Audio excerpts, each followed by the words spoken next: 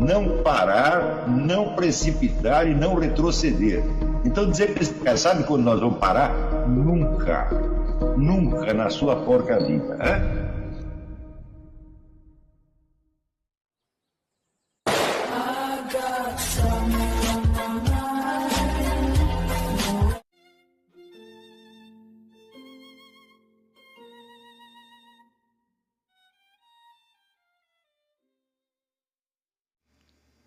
E aí pessoal, tranquilo?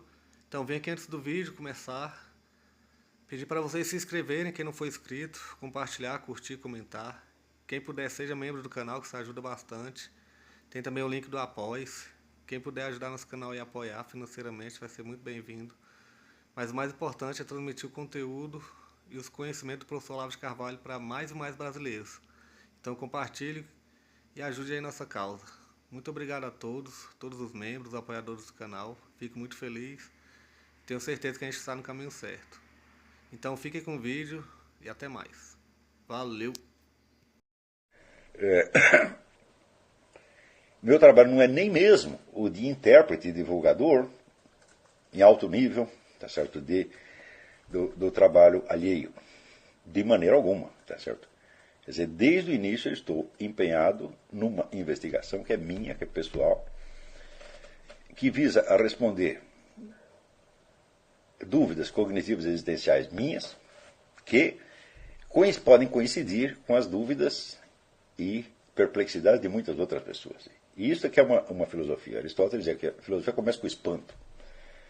Então nós temos que perguntar assim, o que foi que no começo da vida criou o espanto, criou a perplexidade, criou a necessidade de uma resposta? Quando eu defino a filosofia como a unidade do conhecimento, a unidade da consciência, isso significa o seguinte, que, em primeiro lugar, toda filosofia aspira a uma validade universal. Mas nenhuma tem uma resposta definitivamente válida para nada. Por quê? Porque ela reflete apenas a unidade da consciência daquele indivíduo. Essa unidade de consciência dele serve para fecundar e estimular a unidade da consciência de outras pessoas. Tá certo? Mas é por isso mesmo que a filosofia não resolve nenhum problema definitivamente. Tá certo? Isso não quer dizer que seja um conhecimento inferior ou menos exato. A filosofia é muito mais exata e muito mais profunda do que qualquer ciência experimental. Tem muito mais consistência científica. Por quê? Porque ela implica o exame dos fundamentos últimos de qualquer conhecimento. Coisa que uma ciência experimental não pode fazer. Nem mesmo a tal da ciência cognitiva, que sob esse aspecto é bastante presunçosa, ridícula. Né? Então, muito bem. Eu posso dizer que, para mim, a primeira coisa que me chamou a atenção, e perante a qual eu tive um estranhamento que eu procuro resolver até hoje,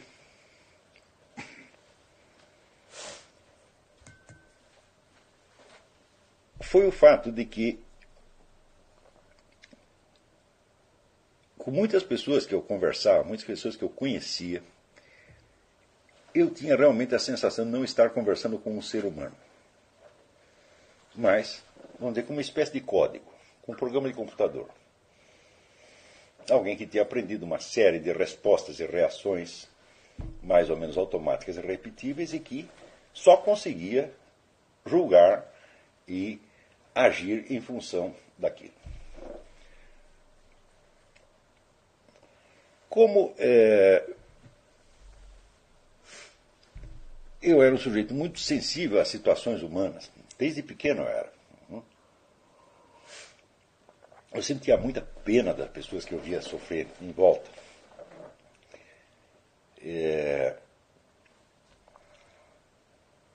Então, essa falta de caridade, falta de humanidade nas relações humanas me chamou a atenção. Acho que foi a primeira coisa que me chamou profundamente a atenção e que criou em mim uma espécie de inconformidade, ao ponto de me levar a perguntar por que acontece isso. Quer dizer, se nós pertencemos à mesma espécie, basicamente temos as mesmas necessidades, os mesmos sentimentos, os mesmos impulsos, etc., etc. como é possível a indiferença. A indiferença ao sofrimento humano, né? A indiferença às necessidades do outro. E como é possível que as pessoas ajam de uma maneira tão mecânica, sem perceber que estão fazendo isso. Por exemplo, a experiência que todos nós tivemos com a burocracia. Quer dizer, você encontra um burocrata, né, que julga tudo a partir do regulamento daquela repartição onde ele está trabalhando. Ele não é capaz nem de ter uma noção de que por cima do regulamento da repartição existe um código, em geral existe um código civil, um código penal, a Constituição, etc., etc., e que, portanto, os regulamentos da sua repartição têm de ser interpretados em função das leis superiores. E nem isto tem. Quer dizer, o regulamento ou a ordem recebida do chefe se torna a única referência. Então, essa pessoa que age assim, ela, evidentemente, não apenas tem uma humanidade deficiente, mas até a sua condição de cidadão é deficiente. Porque o cidadão, em princípio, é aquele que, vamos dizer, conhece as leis, conhece a Constituição, né, e sabe interpretar situações concretas em função, vamos dizer, das leis que aquele regulamento específico da sua repartição especifica para um domínio especial. O número de casos em que eu vi em que as leis e os direitos constitucionais mais óbvios eram pisoteados por burocratas em nome do regulamento da sua repartição, se contam, né? Muitos dedos de muitas mãos para contar. Eu vi isso acontecer para mim, vi isso acontecer para outras pessoas. E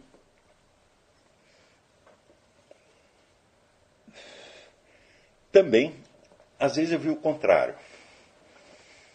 Quer dizer, casos especiais muito peculiares que alguém, por ter uma intuição mais viva da situação real, conseguia resolver em 2 minutos, quando se fosse resolver pelas vias burocráticas levaria muitos anos. Né? Eu me lembro uma vez que uma parenta minha precisava fazer uma operação, precisava extrair vários dentes todos de uma vez. E ela tinha um problema cardíaco. Então o pessoal tinha medo de dar anestesia. Então precisava um acompanhamento cardiológico para uma simples operação dentária. E nós tentamos resolver aquilo no INPS e ninguém entendia. Não, o INPS não dá assistência dentária. E nós dizíamos, não, assistência dentária, nós trazemos o dentista e pagamos o dentista. Nós só precisamos um acompanhamento cardiológico do INPS. Nós falamos com uns 40 funcionários, ninguém entendia. Daí um dia, perdi a paciência e falei, quer saber, eu vou direto ao presidente do INPS. E fui lá com pretexto jornalístico. Eu falei, se eu dissesse que ia lá para falar de um caso desse, ele não ia receber jamais, mas eu tinha carteirinha de jornalista. Eu falei, eu quero entrevistar o seu fulano. Entrei na sala dele e falei, eu disse que vim aqui entrevistar o seu, mas não é nada disso. Eu vim aqui trazer um problema. Eu comecei a explicar o problema, o sujeito olhou para mim e falou, você está com todos os direitos e sem nenhuma garantia, não é mesmo? Eu falei, é. Então eu vi que aquele sujeito, ele era um ser humano. Dentro da cabeça dele tinha um cérebro, dentro do peito tinha um coração, e ele entendia a situação real. Eu digo, mas por que para encontrar, vamos dizer, um ser humano, a gente tem que galgar toda a escala burocrática? Por que só o homem que está em cima de tudo pode se dar o luxo de ser humano? Porque todos os demais estão aterrorizados com regulamentos burocráticos que eles não conhecem, não entendem bem. Então estão todos com medo de infringir alguma coisa e perder o emprego. Então, evidentemente, acontece ali o fenômeno Zinoviev. Porque, por um lado, as repartições têm um serviço a prestar. Pode ser assistência médica, pode ser policiamento, etc. Mas ele tem uma outra função a prestar, que é a função de assegurar a sobrevivência funcional dos membros que o compõem. E acontece que esta função predominava. Então, Isto fazia com que milhares de pessoas que trabalhavam ali ou que trabalhavam em outras funções, e isso não acontecia só em repartição pública, em empresa privada acontecia a mesma coisa, elas tinham adotado um esquema autodefensivo em substituição à sua consciência presente. Quer dizer, a consciência não podia estar presente, não tinha como dizer a presença de espírito, que o presidente do INPS, eu esqueci o nome do sujeito, mas é injusto, porque eu achei que o camarada era absolutamente notável. Eu até pensei, pô, se todos os funcionários fossem que nem esse cara, aí não haveria problema jamais. Mas daí eu pensei também, como ele fará para ele expandir por todos os funcionários, né, esse espírito de presença, de compreensão do fato concreto e de rápido enquadramento do fato concreto dentro das estruturas gerais. Ele não conseguirá. Se ele quiser civilizar todo o INPS, ele não vai conseguir. Por quê? Isso já está assim há muitas e muitas gerações e vai continuar assim. Quer dizer, quem é que já não esbarrou na barreira da incompreensão burocrática? Todo mundo já esbarrou. Então, quando as pessoas esbarram nisso, elas podem, vamos dizer, ter uma atitude de revolta, né?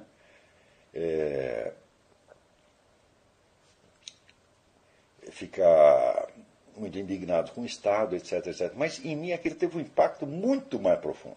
Eu não vi naquilo um problema sociológico, um problema político. Eu falei, peraí, isso parece ser um problema universalmente humano. Porque você, estudando um pouco a história do século XX, né, você vê fenômenos como aquelas famosas desculpas aleijadas que oficiais nazistas ofereciam para explicar as suas atrocidades. Eu estava obedecendo ordens. Eu falei, mas que raio de cadeia de comando é essa que consegue, com uma ordem, desumanizar centenas de milhares de pessoas, né, descendo desde o Führer até o último office boy? Né? Como é que se faz isto? Né? Por que não existe aí um mínimo de inteligência, né, para fazer as coisas funcionarem de outro modo? Eu me lembrei, por exemplo, do caso do Otto Pösl, que era um médico austríaco, que era o chefe do Viktor Frankl. Né? O Frankl era um judeu, e o Otto Pösl era um cientista austríaco, né, puro sangue ariano, membro do Partido Nazista. No entanto, ele conseguiu manter ali no hospital dele todos os médicos judeus e salvar a vida de vários. Eu digo, mas por que outros não fizeram? O que aconteceu por Otto Pösl? Nada. Por que outras pessoas não faziam isso? Quer dizer, ele conseguia articular a situação humana concreta com as demandas daquela burocracia inumana que pesava sobre ele. Isso é sempre possível um arranjo. Eu não estou esperando que as pessoas se tornem revolucionárias e desmantelem a burocracia toda, ou que elas desobedeçam ostensivamente. Eu digo, sempre existe alguma coisa inteligente que você pode fazer respondendo ao fato concreto. Só que o seguinte, o burocrata não pode ver o fato concreto, porque ele tem que ver tudo dentro da classificação que consta do regulamento. Então ele só vê a definição, a tipificação abstrata. E justamente aí ele se sente defendido, quer dizer, as suas atitudes não são pessoais. E depois que inventaram os computadores, então daí melhorou ainda, porque sempre se pode jogar a culpa no computador, o qual não é juridicamente imputável e não é a pessoa moral capaz de responder. Então quem decidiu isso foi o computador, então aquela ação impessoal, inumana, prossegue imperturbavelmente como um rolo compressor, né, esmagando os interesses humanos genuínos, autênticos e legítimos, né, de quem tem o azar de cair dentro daquela máquina. Né? O que me chamou a atenção nisso não foi só o problema sociológico, o problema político, o problema administrativo, mas foi o problema realmente da falsa consciência. Essas pessoas, pelo menos durante um certo tempo da sua vida diária, tornavam-se outras. Quer dizer, raciocinavam como se eles fossem realmente apenas uma engrenagem na máquina. E elas se identificavam com essa engrenagem. Então, esse problema, vamos dizer, do robô introjetado, internalizado, é que me chamou a atenção. Porque é evidente que toda máquina estatal é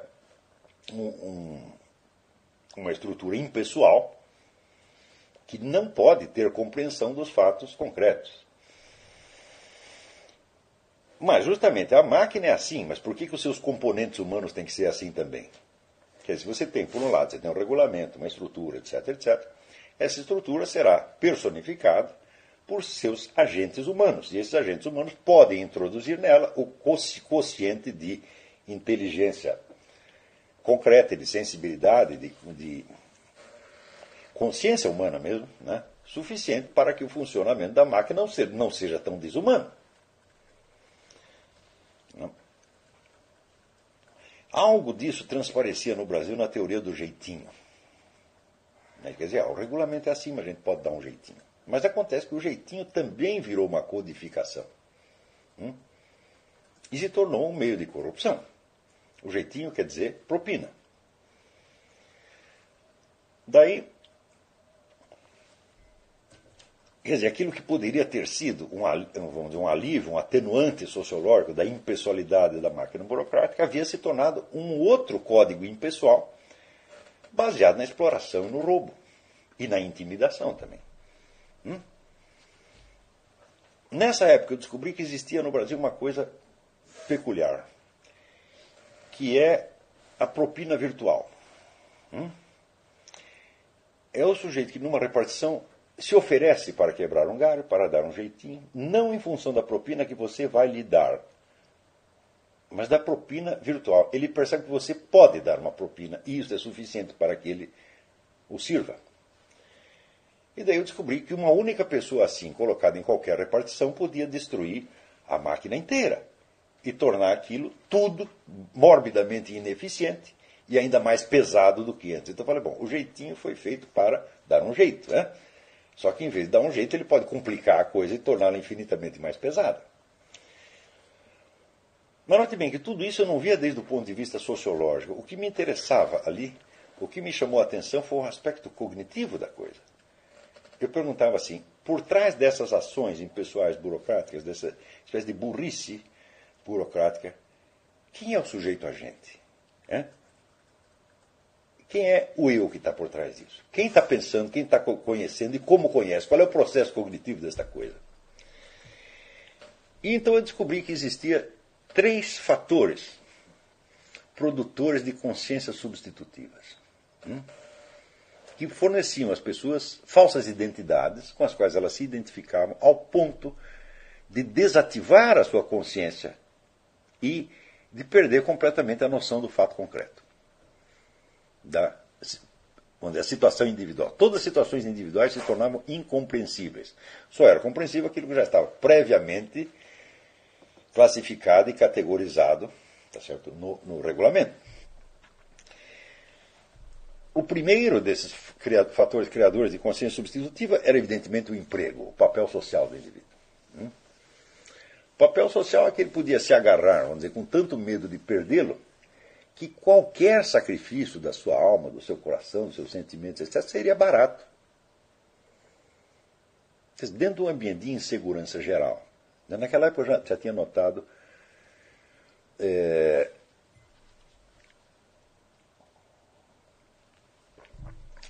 que no Brasil não havia, isso eu estou falando dos anos 50, 60, já era mais ou menos assim.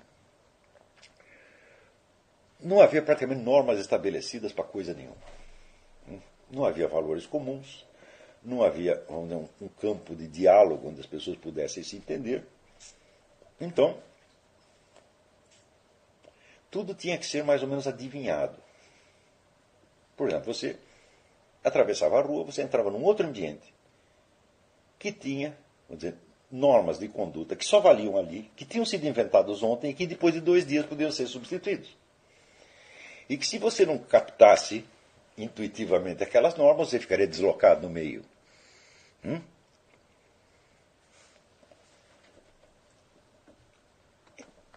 Então eu comecei a perceber que a sobrevivência na sociedade brasileira requeria uma espécie de gênio. Qual gênio? O gênio da adaptação rápida aos mais diversos códigos e, portanto, à total falta de personalidade. Com a total falta de personalidade, aumentava o coeficiente de insegurança. Então as pessoas se tornavam cada vez mais inseguras e, para compensar a insegurança, criavam novos mecanismos adaptativos para se adaptar a qualquer coisa do dia para a noite e sentir que ele era igual aos outros. Mas quanto mais ele tentar sentir que ele era igual aos outros, mais se sentia excluído. E quando vocês veem certos fenômenos na esfera da política, por exemplo, vocês veem que, por exemplo, essa mesma semana, né, a revista Veja, que havia combatido a candidatura de Dilma Rousseff durante meses, tão logo a mulher foi eleita, começou a lisonjeá-la da maneira mais desavergonhada. Eu falei, isso só pode acontecer no Brasil. Essa mudança súbita do estado de espírito. Ontem você sentia uma coisa, hoje você sentiu outra completamente diferente.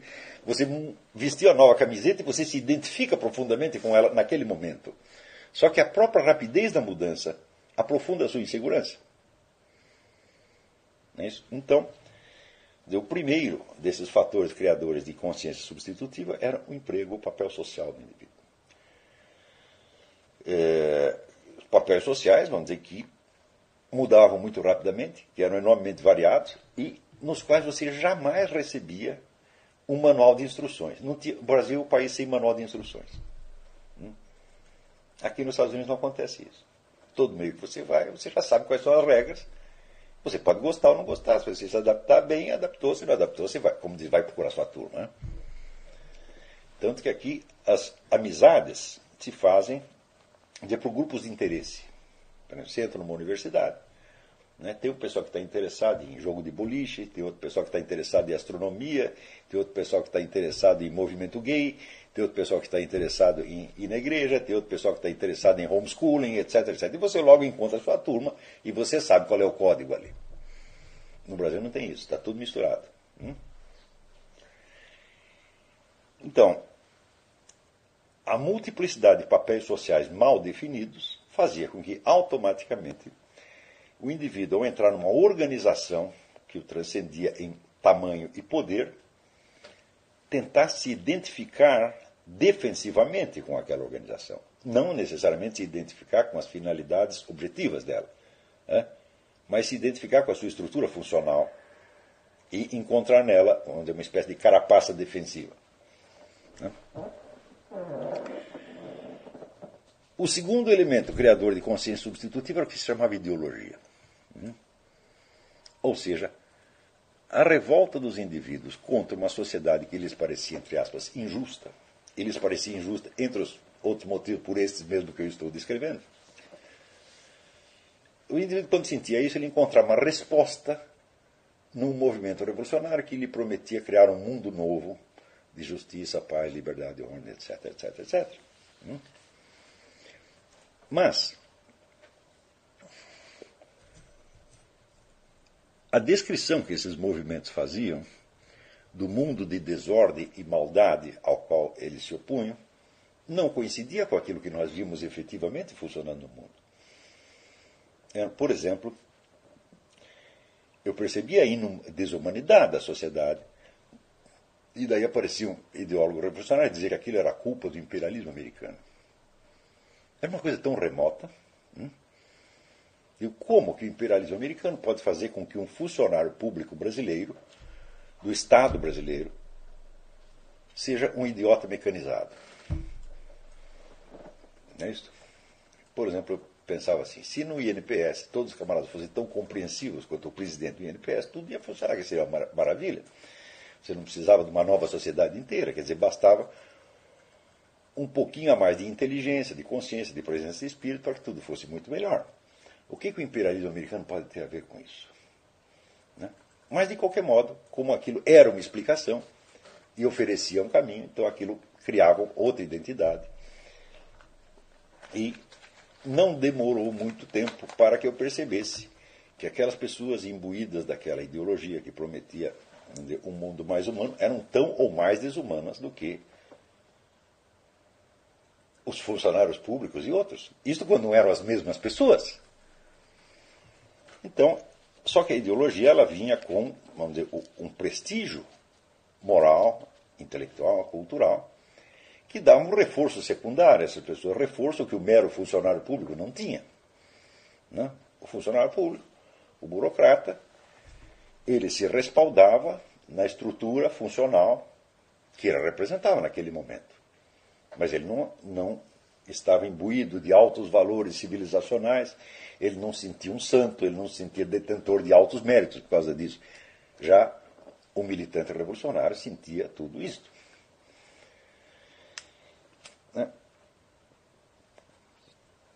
Eu me lembro, por exemplo, de um sujeito que eu não vou dar o nome, que depois se tornou um alto potentado dentro do PT, que foi um dos meus colegas de juventude, e me lembro que ele estava noivo de uma pessoa de família muito rica. E que ele tinha arrumado uma namoradinha, uma amante, que era uma empregadinha doméstica, mas que era uma menina muito linda, muito, muito bonita. E a menina estava mortalmente apaixonada pelo cara. E eu vi assim, que ele largou essa menina do dia para a noite, porque ele ia casar com ela. Simplesmente comprou a passagem, ia casar em Minas Gerais, foi para Minas Gerais, esqueceu aquilo como se não fosse nada. Eu disse, peraí, mas não é você, o cara que personifica uma sociedade mais justa, mais humana, etc. Como é que você não relaciona uma coisa com outra? Hã? Quer dizer, que na sua sociedade mais justa se faz assim? Quer dizer, você escolhe a mulher de classe alta e joga de classe baixa fora. Né? Pior, que depois eu fiz a mesma coisa. E notei, falei, peraí, eu estou vendo o cisco no olho do outro e tem um poste no meu. Quer dizer, há um coeficiente de desumanidade, de inumanidade, de falta de sentimento, falta de coração, que está presente aqui entre todos os representantes do mundo melhor. Qual é a diferença entre eles e as pessoas meramente, os meros burocratas desumanos? Bom, os burocratas não se acreditam melhores que os outros. Eles simplesmente se adaptaram a uma situação de fato. E estes são tão desumanos quanto, só que às vezes um pouco mais, só que eles se consideram santos e investidos do direito de fazer essas coisas, porque tudo está compensado pela maravilhosa luta social que eles estão desempenhando. O terceiro elemento criador de consciência substitutiva chamava-se religião. O indivíduo aderia a uma religião, ou já estava nela, e ele tinha então, vamos dizer, o catálogo dos pecados. E ele evitava aqueles pecados quando os cometia, confessava e estava tudo bem. Eu digo, peraí, mas o mal que um cidadão pode fazer, o mal que um ser humano pode fazer, não é tão facilmente catalogável assim nos 10 mandamentos. Cada um daqueles mandamentos tem uma série de complexidade embaixo. Quer dizer, você precisa ter examinado tudo aquilo, fazer dialeticamente, para você entender todo o lado conflitivo que tem dentro daquilo. Por exemplo, se você pegar o segundo mandamento, ama teu próximo como a ti mesmo.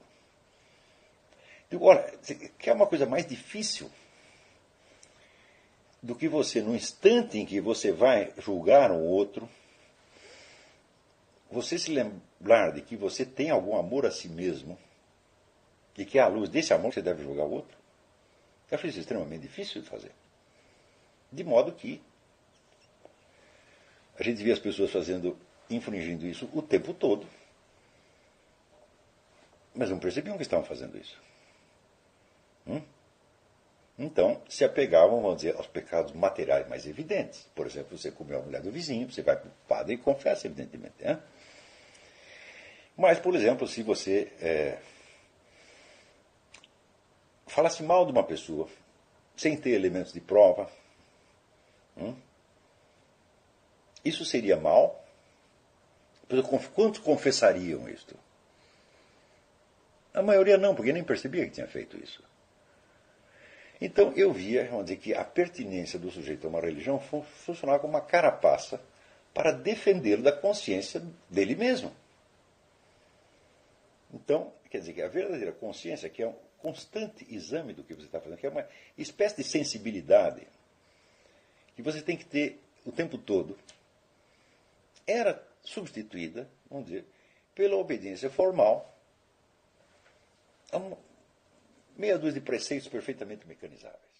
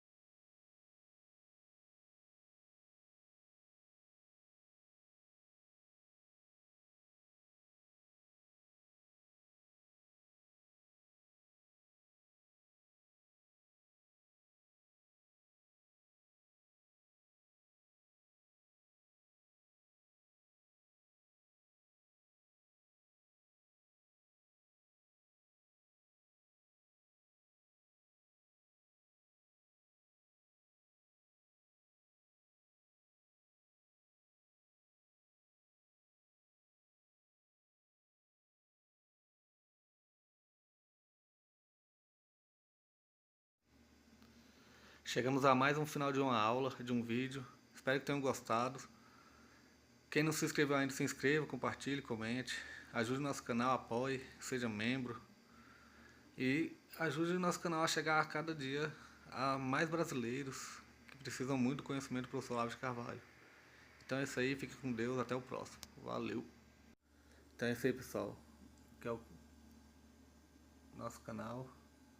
Que são alguns livros que eu já li. A maioria foi doação, mas alguns eu adquiri, professor Olavo de Carvalho.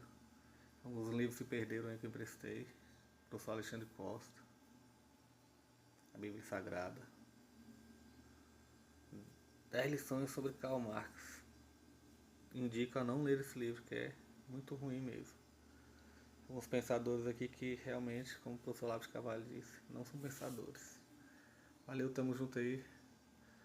Apoie nosso canal, seja membro.